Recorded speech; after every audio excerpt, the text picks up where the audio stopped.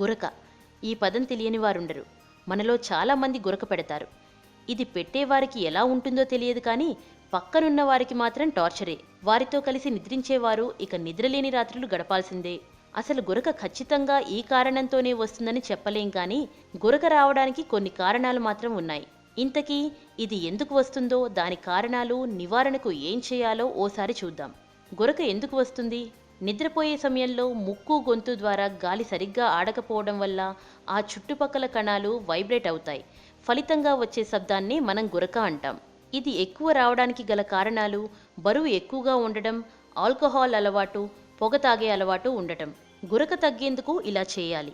ఓ spoon olive oil, అర tea spoon తేనె తీసుకుని నిద్రపోవడానికి అరగంట ముందు తాగాలి. ఇలా క్రమం తప్పకుండా చేస్తూ పోతే గురక తగ్గిపోతుంది.